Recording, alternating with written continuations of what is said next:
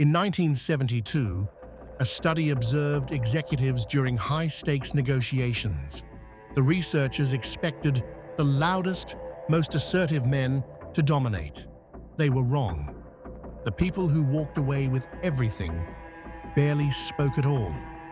They didn't argue, they didn't push, they simply did 6 very specific things, quietly, almost invisibly, and the room bent toward them every single time. You've been in rooms with people like this. You felt it, that strange gravitational pull. Someone who wasn't necessarily the loudest, wasn't the most decorated, but somehow held all the weight. You couldn't explain it. What if that pull wasn't personality? What if it was a system, one you could learn? Power rarely announces itself. That's the first thing you need to understand. The most influential people in history, negotiators, leaders, strategists, they didn't win through volume. They won through precision, through moves so subtle that the people around them never even registered what was happening. This channel exists to decode that, to pull back the curtain on the mechanics of influence, dominance, and psychological leverage. What you're about to hear are 6 silent power moves. They're used in boardrooms, in political circles, in relationships, and once you see them, you cannot unsee them. More importantly, you can use them. The first move is the deliberate pause. It sounds almost too simple. But the gap between stimulus and response is where power lives. When someone asks you a question, in a negotiation, an interview, a confrontation, the instinct is to answer immediately. That instinct is your enemy.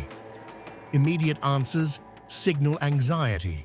They say, "I needed your approval fast enough that I couldn't wait." Watch what happens when you pause instead.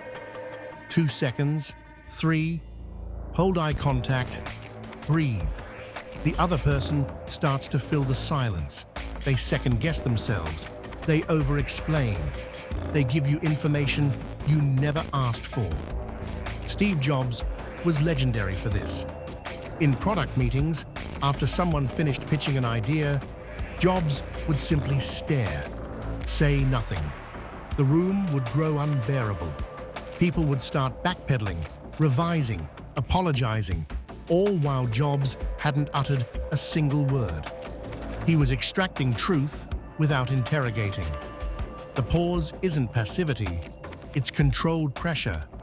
It signals that you are not reactive, that you exist on your own timeline, and that your words, when they do come, have been chosen. People lean in for words they had to wait for. Urgency kills authority. The pause builds it. The second move is strategic absence. This one cuts deeper than most people expect.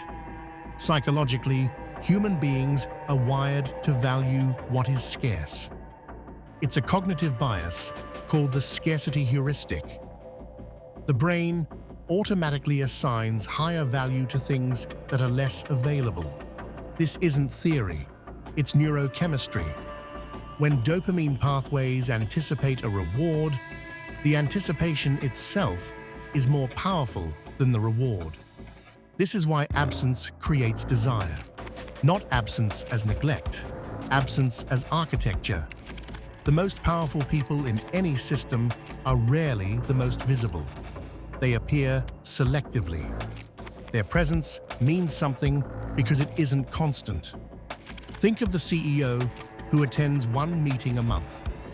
Everyone prepares, everyone sharpens, because that one meeting carries weight that 10 weekly check-ins never could. Napoleon understood this. He would withdraw from his offices for days before major decisions. When he returned, his presence felt like a storm arriving. His generals were more receptive, more focused, more desperate to align. You've seen the opposite of this. The person who is always available, always present, always responding within seconds. They become furniture, invisible through overexposure. Your presence is a currency. Spend it carefully. The more selectively you appear, the more charged your appearances become. Now, we move into territory that requires responsibility. These next 3 moves are where influence becomes leverage and where the ethical line matters. Move 3 is the controlled reveal. Every powerful person curates what others know about them, not through deception, through sequencing.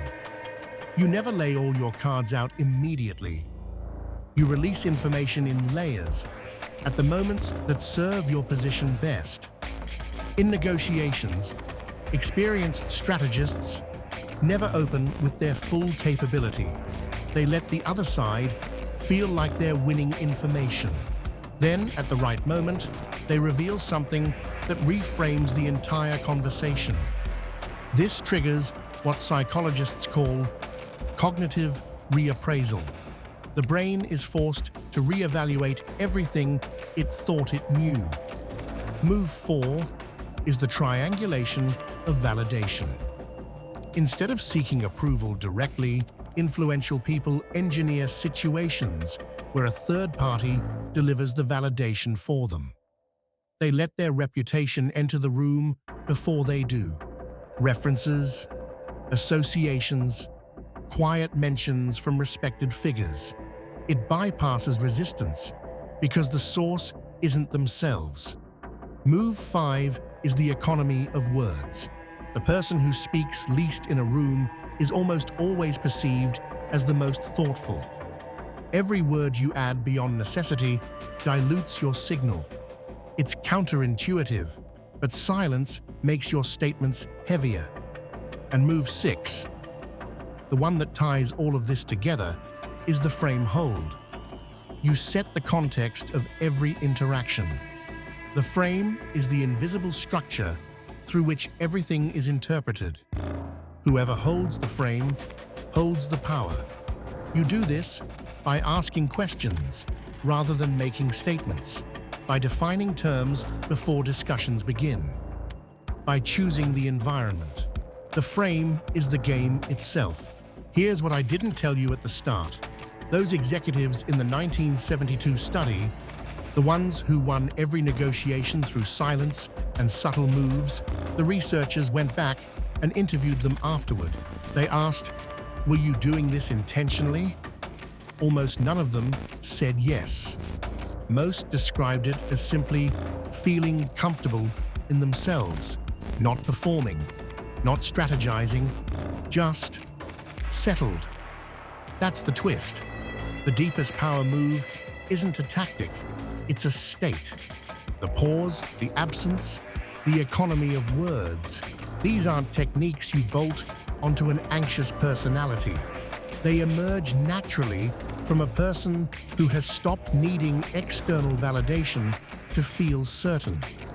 The most dangerous people in any room aren't the ones running manipulation scripts. They're the ones who genuinely don't need you to think well of them. That groundedness reads as power because it is power. The moves are real. Learn them, practice them, but understand the ceiling on all of them is your internal state. You can mimic the pause, but until the anxiety behind the pause is gone, people will feel the difference. The real work isn't learning 6 moves. It's becoming the kind of person who doesn't need to perform them. 6 moves, one truth underneath all of them. The most influential people aren't louder, they aren't smarter. They're simply more settled, and they've learned to let that stillness do the work that most people exhaust themselves trying to do with words. If this opens something in you, sit with it. Watch how these moves appear in your own life this week, in your conversations, in meetings, in the people who seem to hold rooms without trying. You'll start seeing the architecture everywhere.